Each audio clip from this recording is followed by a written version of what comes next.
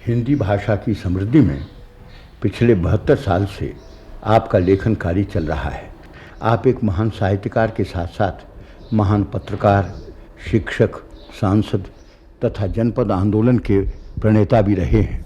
ऐसे विविध और विशिष्ट जीवन में आपने 92 वसंत सक्रियता से देखे हैं। देश के महान व्यक्तित्व महात्मा गांधी जैसे महान नेताओं के सानिध्य में आपने कार्य किया है। कविंद्र रविन्द्रनाथ ठाकुर के साथ रहने का आपको सुयोग मिला है। डॉक्टर राजेंद्र प्रसाद, जवाहरलाल नेहरू, दीनबंधु एंड्रूज, नेताजी सुभाष चंद्र बोस जैसे महापुरुषों के साथ कार्य करने का आपको सुअवसर मिला है। इन परिस्थितियों में मैं जानना चाहूँगा कि आपके अपने परिवार की क्या क्या स्मृतियाँ आपके मन में। मेरा उद्देश्य लिखने में जो रहा है वो यही है कि अपनी बात सीधे सादी ज़बान में कह दूं। अलंकारिक भाषा मुझे प्रिय नहीं है। मैं कोई विद्वान आदमी भी नहीं हूँ। अधिक लिखने पढ़ने का मौका मुझको मिला नहीं। इंटर पास करने के बाद गरीबी के कारण मुझे पढ़ना छोड़ देना पड़ा। हाँ, एक बात में मैं अवश्य सौभाग्यशाली रहा हूँ, यानी महापुरुषों के सत्संग में आने का मुझको मौका मिला। बिन हरि कृपा मिले नहीं संता, ये तुलसीदास जी का कथन बिल्कुल ठीक है। माता पिता के आशीर्वाद से अथवा ईश्वर कृपा से मुझे महात्मा गांधी, दीनबंधु एंड्रूज, कविंद्र रविन्द्रनाथ ठाकुर, शिवाई चिंतामणि, कृष्णराम मेहता और हिंदी के प्रसिद्ध संपादक अंबिका प्रसाद जी वाजपेयी, पराड़कर जी, गर्दे जी इत्यादि के संपर्क में आने का मौका मिला। मैं प्रारंभ में अब अपने गृही जीवन का कुछ ढांचा बतला देना चाहता हूँ। मेरा जन्म 1892 की 24 दिसंबर को एक अत्यंत निर्धन कुटुंब में हुआ था। पिताजी का वेतन 6 रुपये मासिक था और वे 55 बरस तक मुदर्रिस रहे डिस्ट्रिक्ट बोर्ड के स्कूलों के अधीन। अंत में 5 बरस उनका वेतन 30 रुपये रहा था और उन पर कई कुटुंबों का भार था। 1875 से 1930 तक उन्होंने अध्यापकी की और 1911 में मैं स्वयं फर्रुखाबाद गवर्नमेंट हाई स्कूल में नौकर हो गया था। मेरे छोटे भाई का स्वर्गवास जब वो कुल जमा 26-27 वर्ष का था उनके सामने हो गया। मेरी छोटी बहन राम प्यारी विधवा हो गई। मेरी पत्नी का देहांत हो गया। सब इन दुखों को उन्होंने बड़े ही संयम के साथ सहा। उन्होंने जो पत्र लिखा था राम नारायण पटे की डेथ पर, 6 अक्टूबर को डेथ हुई थी 1936 में, और उनका चिट्ठी जो है 8 अक्टूबर की है। उसमें बड़े धैर्य के साथ लिखा था। ईश्वर के बारे में लिखा था, देते भरे भरे भरे ढरकावे, मेहर करे तो फिर भरे। बड़े स्टेडी हैंड के साथ उन्होंने अपने अक्षर लिखे। वो चिट्ठी अब भी मेरे पास सुरक्षित है। तो उनका बड़ा तपस्या का जीवन था। माता जी भी हमारी थोड़े से में गुजर करने वाली महिला थी और अत्यंत संयम पूर्वक रहने वाली थी। उनके त्याग और तपस्या का सुफल हमारी फैमिली को सबको मिल रहा है। जब वो राज्यपाल थे हाँ। वहाँ राजस्थान में, तब मैं एक बार गया और सर्वदानंद जी के कहने से मैं भी वहाँ ठहरा था। हाँ। आप वहाँ ठहर चुके थे उससे पहले? ठहर गया। हाँ। तो वो बताते थे कि आप शायद बगैर कहे ही उनसे चले आए। क्या हुआ, वो क्या घटना थी? अब वो आने नहीं देते थे। उनका ये था कि सर्वदानंद कहता था कि आज की गाड़ी नहीं है, रेल टाइम बदल गया है, ये है वो है। अरे दोनों दफ़ा यहाँ बनारस में भी ये हुआ। वो आना नहीं देते थे, उन सिवाय भागने के और कोई वो था ही नहीं। उन्होंने चिट्ठी लिखी कि आप चले गए हैं, यहाँ से कई चीज़ें, एक खाट नहीं है, एक जानवर था यहाँ पर, वो नहीं है, फलाना नहीं है। और मैं अगर पुलिस को कह देता तो पकड़े हुए आते हजरत, और ये क्या आपने सलीका है आपका, बिना कहे हुए चले गए। तो दोनों जगह मुझे यही करना पड़ा, आने नहीं देते थे वो। उन्होंने बाकी काफ़ी सम्मान किया उनका। मैंने देखा कि हंसी मजाक के बाद जो है, अब एक गायिका थी बनारस की, तो हमारे जो केसकर साहब उनके ओल्ड स्टूडेंट थे, तो वो कहते थे कोई अच्छी गायिका नहीं है, लेकिन बनारस की थी, इसे लोकल पेट्रोनिज्म में उसको पेट्रोनाइज किया था। उनको उनका गाना करा रहे थे। तो हमसे कहा तुमको ज़रूर आना है। अब हम बैठे और आके कहा देखो the fellow has got no ear for music. ये कहने के लिए जो है हमें म्यूज़िक में कोई दिलचस्पी नहीं थी। संपूर्णानंद जी, लेकिन उनका एक स्वभाव था कि नए मित्र बना नहीं पाते थे, पुराने मित्रों को जकड़ के बैठ जाते थे। नए मित्र बनाने की उनमें अच्छा इंटेलेक्चुअल प्राइड जिसे कहते हैं, बौद्धिक अभिमान भी उनमें था। अच्छा दादा जी, फिर इंदौर में शायद ओरछा नरेश आपके विद्यार्थियों में थे। हाँ, ओरछा नरेश और उनके दोनों भाई जयेंद्र सिंह, करण सिंह, ये विद्यार्थी थे हमारे। बल्कि जब ओरछा में गया था तो 7 विद्यार्थी वहाँ मेरे पुराने विद्यार्थी। ठाकुर सज्जन सिंह जी जो मंत्री थे वो भी मेरे विद्यार्थी थे। इनके दोनों भाई थे ही। गंधर्व सिंह जो हमारे उनके एडी थे वो विद्यार्थी थे। ऐसे कोई 50-60 विद्यार्थी कुल थे। इनमें ओरछा नरेश जो थे काफ़ी होशियार थे और लगन वाले आदमी थे, और उन्होंने जो मेरे साथ उपकार किए उनको मैं जीवन भर नहीं भूल सकता। शायद 1937 में आप टीकमगढ़ पहुंचे थे। 1937 में पहुंचा। दिल्ली कॉलेज इंदौर में जब मैं था तो 1918 में 14 और 18 के बीच में मैंने किताब लिखी थी प्रवासी भारतवासी जी। उसकी भूमिका दीनबंधु एंड्रूज ने लिखी थी और तोताराम सनाडे ने भी लिखी थी। 728 पृष्ठ का मोटा वॉल्यूम था। प्रवासी भारतीयों के बारे में इतिहास लिखने का पहला ही मौका था वो। तो 1918 में उसकी भूमिका के लिए मैं शांति निकेतन गया था। 1918 मेरे जीवन का एक महत्वपूर्ण वर्ष है। महात्मा गांधी जी के दर्शन हुए, दीनबंधु एंड्रूज से मुलाकात की शांति निकेतन में, गुरुदेव के भी दर्शन हुए, प्रोफेसर गिडीज के भी दर्शन हुए थे। आपको पता होगा टाउन प्लानिंग में प्रोफेसर गिडीज आचार्य थे। तो वहाँ पर इंदौर में जो प्रदर्शनी लगी थी हिंदी पुस्तकों की वगैरह की, जिसके इंचार्ज था मैं, उसमें गिडीज की और महात्मा जी की बातचीत हुई थी। उस वक्त वहाँ मैं मौजूद था। तो प्रोफेसर गिडीज के दर्शन भी 1918 में ही मुझे हुए थे। तो 1918 में वहाँ गया था और 1920 में मैंने वो नौकरी छोड़ दी थी। प्रवासी भारतीयों की जो पुस्तक के बारे में आपने कहा, तो इसकी लिखने की प्रेरणा आपको कैसे मिली? हाँ, 1914 में पंडित तोताराम सनाडे फिजी से लौट कर यहाँ आए थे। तो मैं भारती भवन यहाँ स्थानीय लाइब्रेरी में गया हुआ था। लाला चिरंजी लाल जी चूड़ी के मर्चेंट थे, आगे चल के बने, वो उसके मैनेजर थे। तो उन्होंने कहा कि आपको एक नवीन व्यक्ति से परिचय कराऊं। ये पंडित तोताराम जी हैं, हिरनगऊ के रहने वाले हैं और ये फिजी से लौट के आए हैं।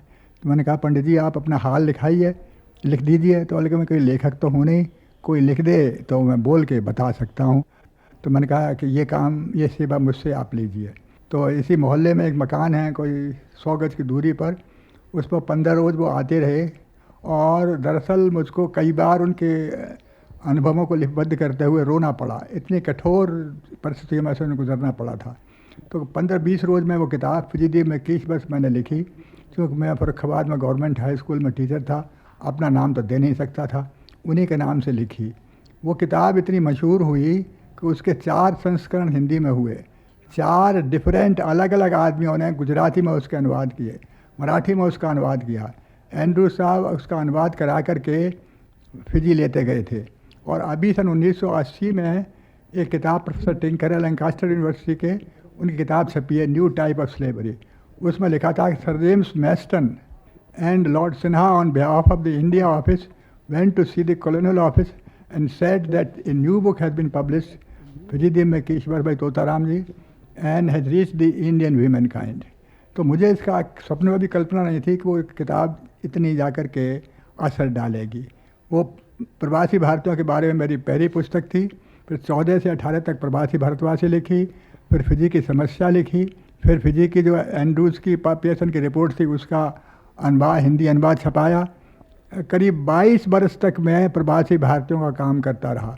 कई प्रवासी अंक निकाले, वो सब नेशनल आर्काइव में सुरक्षित हैं। मर्यादा का प्रवासी अंक, चांद का प्रवासी अंक, विशाल भारत का प्रवासी अंक, गुजराती नवचेतन का प्रवासी अंक। 22 बरस मेरे जीवन का ये मुख्य उद्देश्य रहा। और 1924 में केन्या, युगांडा, टांगानिका, ज़ंज़ीबार, इन 4 जगहों की यात्रा करने का मौका मुझको कांग्रेस ने दिया। और उसके बाद कोई मौका विदेश यात्रा का प्रवासी भारतीयों के जाने का नहीं मिला। हाँ, रूस 2 बार मैं ज़रूर गया। तो संभवतया आपने यही आपके मन में भावना शायद जागृत हुई होगी कि प्रवासी भारतीयों का आप काम करें तो विदेश जाने का भी मौका मिल जाएगा और कुछ इससे धनराशि भी प्राप्त होगी। धनराशि का मेरे मन में कभी आकर्षण नहीं रहा। मैंने इसमें जो इन्वेस्ट किया है, जो कुछ पैसा बचता था इसी में खर्च करता रहा और मुझे कल्पना भी नहीं थी कि कभी मौका मिलेगा। और इस देश में गरीब वर्कर को कोई मौका मिलता नहीं। और जब मैंने छोड़ा था इस प्रवासी भारतीयों के काम में, उसकी एक कथा है कि मुझको 25 रुपये महीने कांग्रेस से मिलते थे फॉरेन डिपार्टमेंट से। फॉरेन डिपार्टमेंट की स्थापना का प्रस्ताव कानपुर के कांग्रेस में मेरा ही था और मिसेस नायडू प्रधान थी, तो उन्होंने उसको प्रेसिडेंशियल रेजोल्यूशन के रूप में पास करा दिया था। 25 रुपये महीना मिलता था, वो 25 रुपये 2.5 बरस मिला। वो भी जब बंद कर दिया गया तो एक्चुअली मुझको रोना आ गया, छोड़ दिया काम और फिर शहीदों का और क्रांतिकारियों का काम ले लिया और 40 बरस उसमें लग गए। दादाजी, आपने पिताजी और माताजी के बारे में तो विशद रूप से चर्चा की, पर जैसा मैंने पहले निवेदन किया था कि अपनी पत्नी के बारे में और छोटे भाई के बारे में और थोड़ा विशद साफ आप बताएं तो हम लोगों का ज्ञानवर्धन भी होगा। मेरा विवाह मुझे याद पड़ता है शायद 1909 में हुआ था, लेकिन गारस्थिक जीवन 1912 में शुरू हुआ और पत्नी की मृत्यु 1930 में हुई। इस प्रकार 18 बरस तक हम लोगों का साथ रहा। मैं इस बात को स्वीकार करूंगा कि मैं सदगृहस्थ कभी भी नहीं रहा, न तो अपनी मानव संतान के प्रति न अपनी और संतान के प्रति मैं अपने कर्तव्य का पालन कर सका। मैं कोई अत्याचारी पति नहीं था, लेकिन मेरे द्वारा जो उपेक्षा बन पड़ी उसके लिए मैं अपने अपराध को अक्षम्य ही मानता हूँ।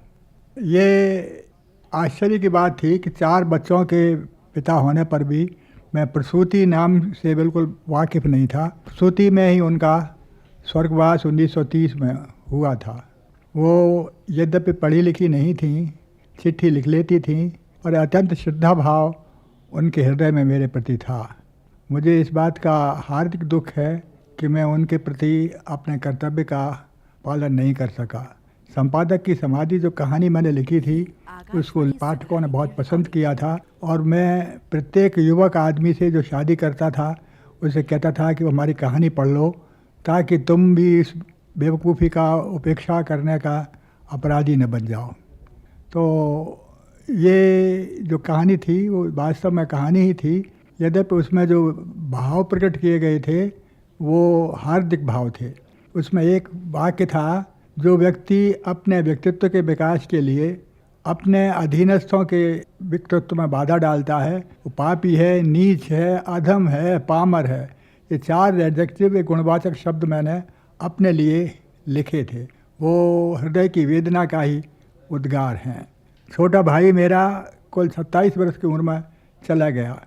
वो अंग्रेजी में, वो हिस्ट्री में फर्स्ट क्लास फर्स्ट MA था, बहुत ही होशियार था, कविता भी करता था और 1936 में ही उसका स्वर्गवास हो गया। वो मेरे जीवन की सबसे बड़ी दुर्घटना थी। उस समय आप कलकत्ता थे? मैं कलकत्ते में थे। कलकत्ते में ही उसका देहांत हुआ और कलकत्ते में ही मेरे बहनोई कामता प्रसाद जी का भी देहांत हुआ। जब ये देहांत हुए तो एक बार महाराजा ओरछा वहाँ गए हुए थे शिकार पर आसाम में, तो मेरे यहाँ आए और चौतल्ले मकान पर चढ़कर सीढ़ी गए और कहा कि चौबे जी तुम्हारी भी खैर नहीं है, तुम्हारे भाई चले गए और बहनोई चले गए, इसलिए तुम छोड़ करके अब तुम टीकमगढ़ चलो।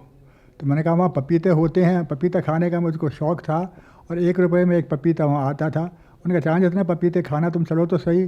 तो मैं 10 अक्टूबर 1937 को वहाँ से रवाना हुआ और 13 अक्टूबर को मैं टीकमगढ़ पहुँचा।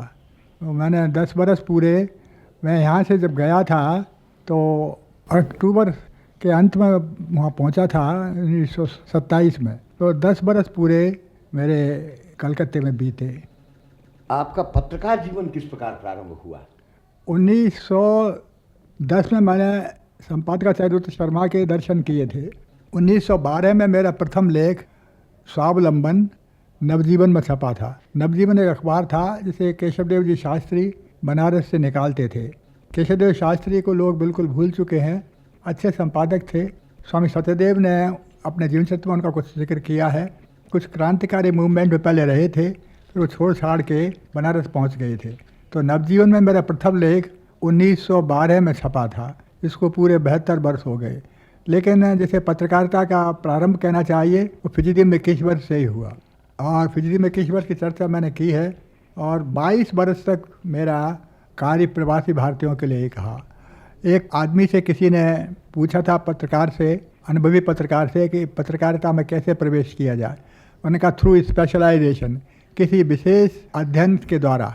अगर तुम पोटैटोज़ में, आलूओं में इंटरेस्टेड हो तो आलूओं के बारे में right day in day out about potatoes, and when potatoes become important you will become important. तो प्रवासी भारतीयों का कॉज मेरे लिए एक अत्यंत फलदायक सिद्ध हुआ। मैंने दिन रात प्रवासी भारतीयों की चिंता करना शुरू किया और पूरे 22 बरस जो है उन्हीं के काम में लगा रहा। और चूँकि इस विषय पर लिखने वाले थोड़े थे, दीनबंधु एंड्रूज वगैरह थे ही, तो लेख मैं 1919 से अंग्रेज़ी में भी लिखने लगा। इंटर में मैंने पास करने के बाद तो आधा ज़्यादा पढ़ नहीं सका, लेकिन अंग्रेज़ी उन दोनों भी मेरी अच्छी थी और अंग्रेज़ी का अभ्यास मुझे यहाँ स्वीकार करना पड़ेगा कि चिंतामणि जी का मैं बहुत ऋणी हूँ। चिंतामणि जी के साथ कृष्णराम मेहता थे जॉइंट एडिटर, वो भी बड़े योग्य आदमी थे, उनको लोग बिल्कुल भूल चुके हैं। और एक और थे विश्वनाथ प्रसाद, जो लीडर के मैनेजर थे, वो भी बहुत अच्छे अंग्रेज़ी के लेखक थे। मैं जाता था तो उन्हीं के पास ठहरता था। कृष्णराम मेहता को ये शौक़ था कि भोजन कराते थे। कोई भी आदमी जाए, लोग जाते थे सपरू के यहाँ ठहरते थे, लेकिन भोजन करते थे कृष्णराम मेहता के यहाँ, उन्हें खिलाने का शौक़ ही था। तो मैं वहाँ पर लीडर में लेख लिखने लगा। 1919 में फिरोजाबाद के नज़दीक मक्खनपुर में रेल का एक एक्सीडेंट हुआ था, उसमें बहुत आदमी मारे गए थे। तो मेरा प्रथम लेख अंग्रेज़ी में 1919 में छपा और बराबर मैं अंग्रेज़ी में लिखता रहा, बहुत से लेख लिखे। और चिंतामणि जी की कृपा थी, उन्होंने कहा था कि हिंदी के जो एडिटर्स हैं, लेखक हैं, उनके बारे में तो हमारे लिए लिखो। और चिंतामणि जी बड़े प्रोत्साहन देने वाले आदमी थे। उनके लड़के बालकृष्ण राव को मैंने विशाल भारत में लेख छापे थे, तो चिंतामणि जी की चिट्ठी आई थी, my son Balkrishna Rao has begun to write some poetry, will you please see if there is anything in them and if anything publish there. तो मैं चिंतामणि जी को बधाई दी और उनके बहुत सी कविताएँ छापी। तो चिंतामणि जी बड़े उत्साह प्रदान करने वाले आदमी थे। उन्होंने प्रवासी भारतवासी मेरी पुस्तक पर लीडिंग आर्टिकल लिखा था। अंग्रेजी पत्र में किसी हिंदी पुस्तक पर लीडिंग आर्टिकल निकलना बड़े गौरव की बात थी। प्रवासी भारतवासी पर उन्होंने लीडिंग आर्टिकल लिखा था, और वो भी चिंतामणि जैसे अच्छा, वो मजाक करने का भी उन्हें शौक़ था। एक बार कलकत्ते गए हुए थे लॉर्ड लोथियन कमेटी के उसमें, तो मीटिंग थी, तो मीटिंग में मुझे कहा, do you know who is your greatest admirer? मैंने कहा I don't know, my son Balkrishna Rao, but not greater than my self.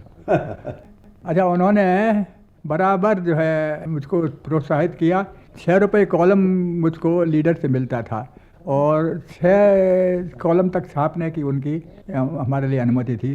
तो 36 रुपये महीने की आमदनी उन दोनों एक अच्छी आमदनी मानी जा सकती थी, मुझको लीडर से होती थी। जिन दिनों घर में बैठा हुआ था, लीडर की जो है 36 रुपये महीने की आमदनी थी, बड़ी देन थी मेरे लिए। लीडर में बराबर लिखता रहा मैं। मुझसे कोई पूछा है कि तुम्हारे जीवन का सबसे अधिक उल्लेख और कंट्रीब्यूशन क्या है, तो मैं जनपद आंदोलन को ही मानूंगा जी। ये जो बोलियां हैं, अवधी है, ब्रजभाषा है, मैथिली है, ये खड़ी बोली की माताएं हैं। खड़ी बोली इनसे निकली है, खड़ी बोली की सौत नहीं है।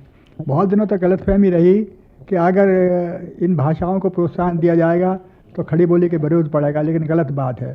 तो जनपद आंदोलन जो मैंने वहाँ से चलाया था, वो दरअसल एक बड़ा व्यापक था और अब भी वो अपना रूप धारण किए हुए है। बहुत सी भोजपुरी वगैरह में किताबें निकली हैं, भोजपुरी में तो गद्य भी लिखा जाना लगा है, लेकिन उसमें एक चीज़ मेरे मामले में गड़बड़ हो गई। प्रांत निर्माण आंदोलन भी मैं ही चला रहा था बुंदेलखंड का। तो वासुदेव अग्रवाल, जो कि प्राचीन टाइप के ऋषियों की तरह के महान व्यक्ति थे, उन्होंने लिखा ये संकरता है, वर्ण संकरता है, ये ठीक नहीं है, इसका आंदोलन को जनपदीय कार्य से अलग ही रखो। तो मैं चला रहा था, 36 रियासतें थीं बुंदेलखंड की, और महाराज का कहना था कि रियासतों को मिला लेना चाहिए। तो वो भी आंदोलन मेरे द्वारा चल रहा था और विकेंद्रीकरण का आंदोलन मेरे द्वारा था। विकेंद्रीकरण का माने ये था कि सारी शक्ति थोड़े से केंद्रीय स्थानों में, जैसे बनारस का हिंदुस्तानी सभा, इलाहाबाद का सम्मेलन, केंद्रित न होकर के जगह जगह विकेंद्रित हो जी। तो जो जनपद अंक निकाला था उसमें राहुल जी का तो मत था कि छोटी छोटी बोलियां हैं उनका भी प्रांत बना दिया जाए, वो बड़ा डेंजरस था। अच्छा, वासुदेव शरण अग्रवाल का शुद्ध जनपदी था, यानी बोलियों के जो मुहावरे हैं, कहानियां हैं, और ये सब सुरक्षित कर रखे जाएं, और मेरा विकेंद्रीकरण का था। तो वो आंदोलन काफ़ी चला और आगे बढ़ता रहा। और अब आप समझिए अभी गढ़वाली में गढ़वाली का कोश निकल गया है। अच्छा, अवधि के बारे में एक सज्जन है पीयूष जी, वहाँ के रहने वाले, गौरीगंज सुल्तानगंज के, उन्होंने 8 किताबें अवधि के बारे में लिखी। अवधि के कवि थे बंशीधर शुक्ल, बहुत अच्छी कविता करते थे। रमई काका, उनकी कविता धोखा होएगा बड़ी मशहूर कविता है। तो जनपदी बोलियां जो हैं वो बराबर पनप रही हैं। खुद सम्मेलन ने कई किताबें भोजपुरी पर छापी हैं। अभी उदय नारायण तिवारी भोजपुरी वाले ही थे, वो चले गए हैं। और राम इकबाल सिंह राकेश ने मैथिली के लिए बड़ा काम किया था। तो अभी एक सज्जन है आंजनेय जी, वो उजियार बलिया के रहने वाले हैं, वो एक विशेषांक निकालने वाले हैं। तो जनपदी आंदोलन जो था वो, अच्छा ताज्जुब की बात यह है कि इन जनपदी बोलियों पर रिसर्च वर्क जो है डॉक्टर चरनी शोभ ने, जो मॉस्को में रहते हैं ओरिएंटल इंस्टीट्यूट में, सबसे पहले उन्होंने किया जी। उन्होंने थीसिस लिखी इस बारे में और इसी पर डॉक्टरेट ली, हिंदी की जनपदी बोलियों के आधार पर। बापू ने कहा था कि भाई रुपए का इंतजाम करना मेरा काम है, लेकिन नीति निर्धारण करना, कैसे नीति से काम लोगे, ये तुम्हारा काम है। तो सहयोगियों का गढ़ था साबरमती। मैं एकमात्र आदमी था जो सरकार से सहयोग करता था। जब हकीम अजमल खां प्रेसिडेंट बन के अहमदाबाद गए तो मेरे कमरे से गुजरे तो काका साहब ने कहा कि आश्रम भर में कोई भी कोऑपरेटर गवर्नमेंट से है तो यही है। तो मैं बात ये थी कि प्रवासी भारतीयों का काम गवर्नमेंट के कोऑपरेशन के बिना हो नहीं सकता था, तो बराबर कोऑपरेट करता रहा। और 250 रुपया महात्मा जी मुझको जमनालाल बजाज की वहाँ से दिलवाते रहे थे। और तोताराम सनाड्य को मैंने अपना सहायक रक्षा छोड़ा था, तो हम लोग वहाँ 4 बरस तक हमने काम किया। वहाँ कन्वोकेशन एड्रेस था हमारे गुजरात विद्यापीठ का। तो महात्मा जी का जैसा रिवाज था वो कहते थे चरखे के बारे में, तो उन्होंने कहा कि जिनका चरखे में विश्वास नहीं है ये गुजरात विद्यापीठ उनके लिए नहीं है। तो मेरे पास फाउंटेन पेन था और कागज़ था, मैंने उसी वक्त अपने हाथ से लिखा कि चरखे में विश्वास न होने के कारण मैं अपने पद से त्याग पत्र देता हूँ। आशा है कि मेरे लिए और मेरे विद्यार्थियों के लिए ये स्वास्थ्यकर सिद्ध होगा। यानी उस वक्त लगी लगाई नौकरी 130 रुपये महीने की छोड़ देना और 250 रुपये ऊपर, ये कोई आसान काम नहीं था।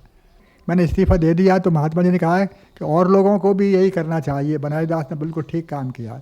पर उनके साथ मैं मोटर में बैठ गया तो उनसे मैंने कहा कि देखिए आपके चरखे के प्रति बड़ी अंधश्रद्धा हो गई है और लोग कहते हैं आपके जो चरखे में विश्वास नहीं कर सकता कुछ नहीं करता। मैंने कहा अगर मौका आया तो मैं उनसे पीछे नहीं रहूँगा, लेकिन पीछे तो रहा ही मैं। लेकिन बापू ने कहा कि तुमने गुजरात विद्यापीठ छोड़ दिए, ठीक किया, तुम्हारा 130 रुपये महीने का प्रबंध मैं अलग से कर दूंगा, तुम फिर भी आश्रम में रहो। पर मैं आश्रम में रहा नहीं, छोड़ के चला आया। मैंने देखा कि बापू किसी आदमी को जो पकड़ते थे, जकड़ लेते थे, इतना एहसान उस पर लाद देते थे कि उससे वो मुक्त हो नहीं सकता था। और अभी उनके बारे में 93 या 93 वॉल्यूम में गवर्नमेंट ने छापे हैं। कैसे दुर्भाग्य की बात है कि किसी भी अखबार में मैंने उसकी रिव्यू नहीं पढ़ी।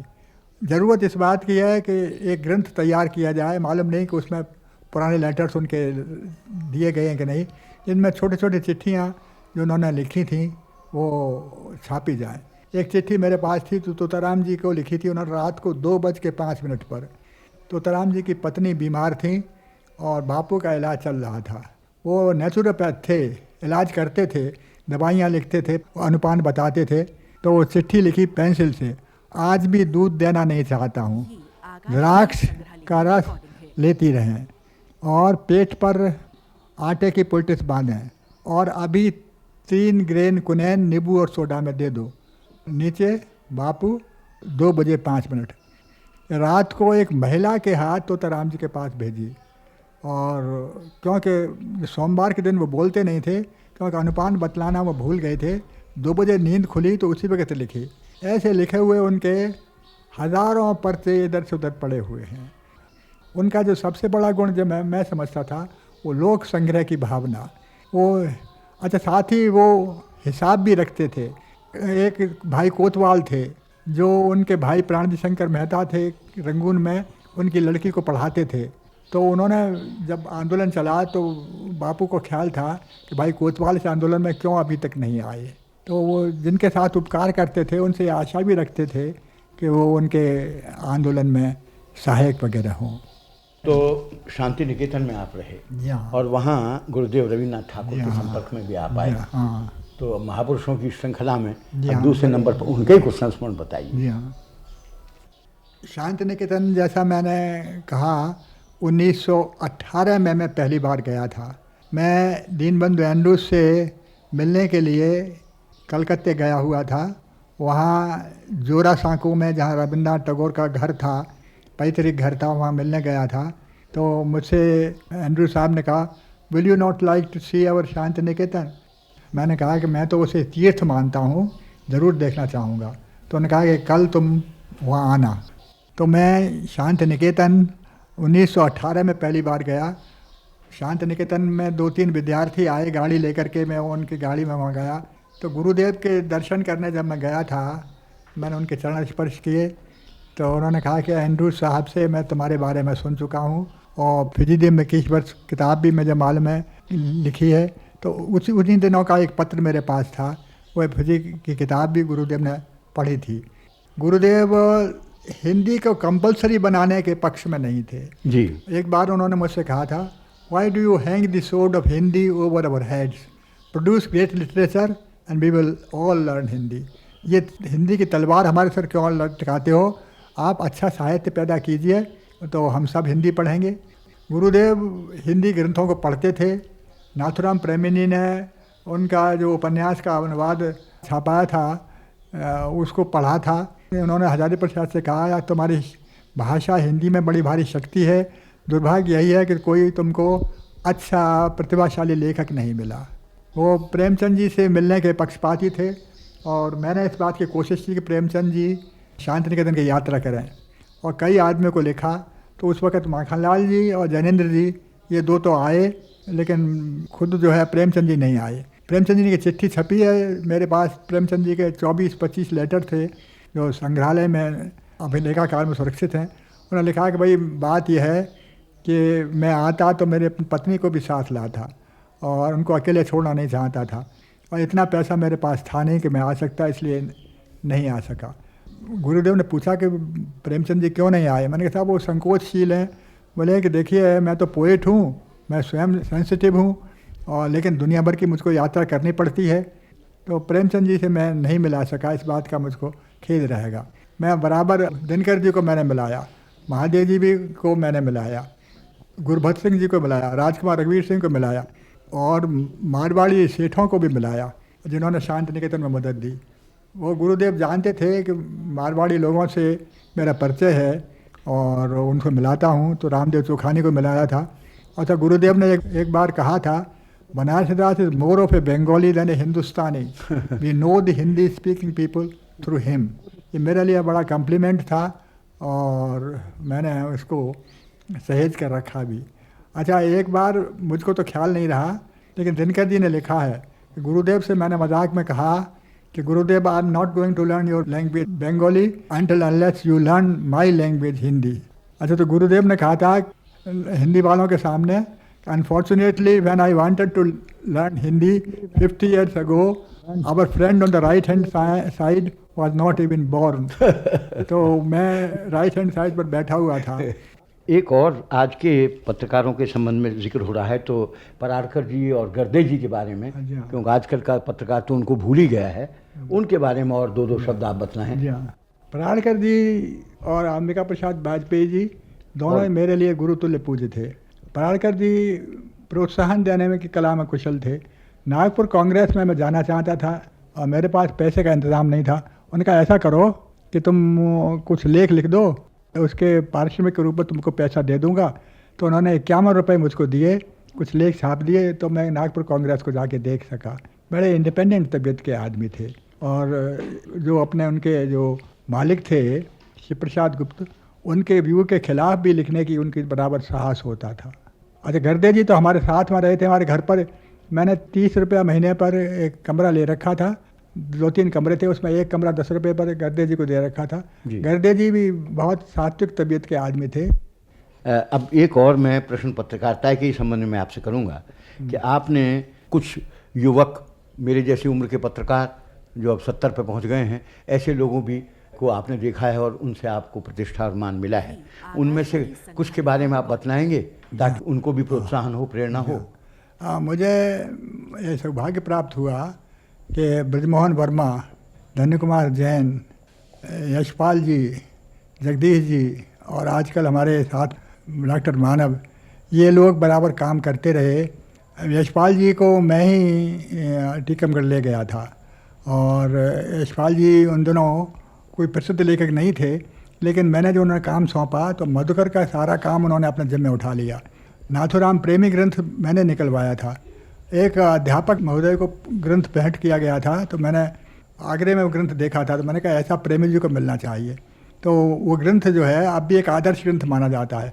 उसका सारा काम यशपाल जी ने किया और उनकी पत्नी भी उनके साथ लगी रही। तो उसके लिए 1000 रुपये हमको धन्य कुमार सवाई सिंघी से मिले थे और छपाई, बेस्ट छपाई इलाहाबाद लॉ जर्नल प्रेस की थी, जो कि उन्होंने हमारे साहू जी ने करा दी थी। और उसमें 64 पन्ने प्रेमी जी के बारे में थे और सारा मसाला जो था वो ठोस साहित्यिक था और भास्कर अग्रवाल जी की बड़ी मदद थी। प्रथम ग्रंथ जो छपा था वो प्रेमी ग्रंथ, वो उसमें संपादक के नाम मेरा था। यशपाल जी ने कहा कि मैंने कहा मेरे ग्रंथ निकलना चाहिए। बोले कि एक काम आप कीजिए, आप चिट्ठी पर दस्तखत कर दिया कीजिए, बाकी काम मैं करूँगा। तो चिट्ठियों पर दस्तखत करते रहे। वो सारा काम 1.5-2 साल में बहुत अच्छा रहा।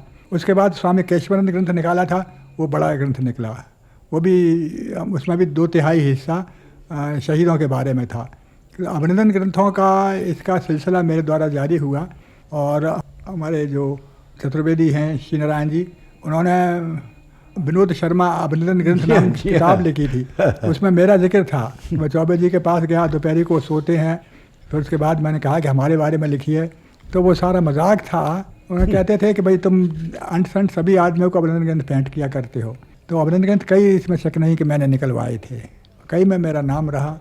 वो एक तरीका था। अच्छा, उसके बाद तारीफ़ों के पुल, बहुत लोगों ने अभिनंदन ग्रंथ के लिए पैसा खुद अपने पास से खर्च किया, ग्रंथ छपाए। वो आत्मविज्ञापन का साधन बन गया आगे चल करके। दादाजी, आपने अपने पुराने जो पत्रकार लोग थे उनका जिक्र किया। उनमें से पंडित महावीर प्रसाद जी द्विवेदी और पंडित बालकृष्ण भट्ट के आपने लिखा भी उन दोनों के संबंध में, तो उनके संपर्क का थोड़ा सा संस्मरण आप दे दें तो बहुत अच्छा होगा। पंडित महावीर प्रसाद जी द्विवेदी के घर पर दौलतपुर मैं 3 बार गया था। पहली बार तो शायद अंदाज़ है मुझको सन 1924 में गया था। उसके बाद 2 बार और गया था। एक बार श्री राम शर्मा जी को साथ लेकर गया था। उनको पहले से मैंने कोई समाचार नहीं भेजा था, तो ये एक प्रकार से उनके प्रति अन्याय था। उन्होंने कहा भी कि देखो मैं यहाँ अकेला रहता हूँ।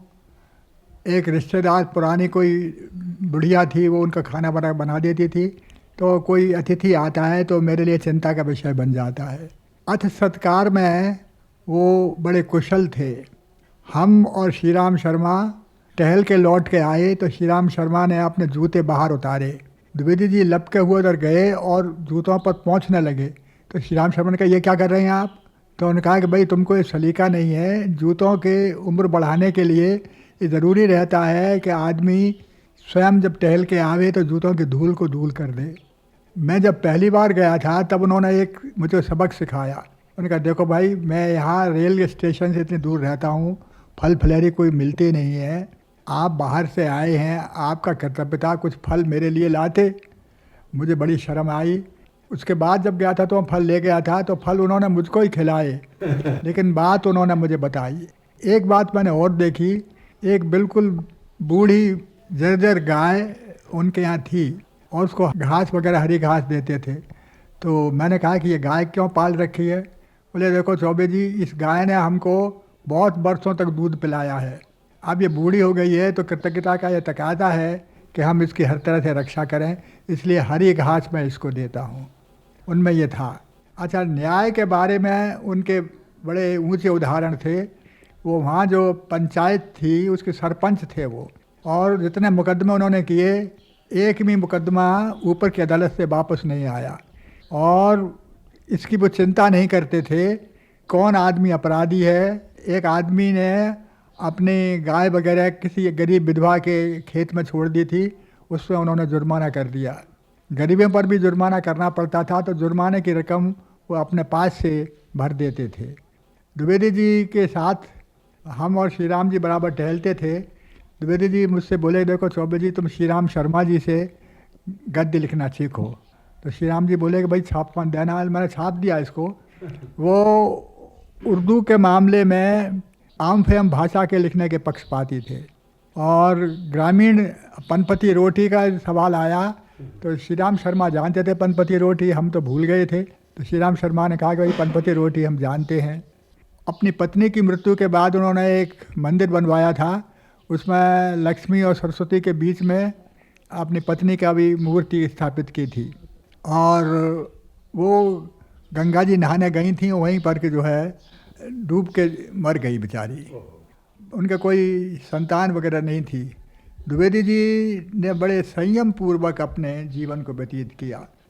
अच्छा, वो अंधविश्वासों के बड़े खिलाफ थे। तेल लेकर कुप्पी लेकर के यात्रा करते थे, ये इस भ्रम को मिटाने के लिए कि तेल लेने से जो है कुछ अपशकुन होता है। तो बड़े विचारों के अच्छा, संस्कृत के बड़े ही विद्वान आदमी थे, और उनको उन्नत रोग था, चाय बहुत पीते थे। और एक बार मुझसे बोले कि तुमको 180 रुपये महीना मिलता है, उसमें तुम क्या करते हो। श्री राम जी ने कहा था अपव्यय बहुत करते हैं, यही आते थे वगैरह, इसमें कोई और अपव्यय था नहीं। तो बोले कि मैं तो मुझको जो 150 रुपये की नौकरी, 50 रुपये उसके भत्ते के, ये रेल में नौकरी थी, उसको छोड़ के 20 रुपये पर आए थे। यानी 20 रुपये और 3 रुपये पोस्टेज के लिए ये सरस्वती को मिलते। और कहते थे कि उस 20 रुपये में भी मैं 5 रुपये बचा के रखता था हर महीने, तो तुमको बचा के रखना चाहिए।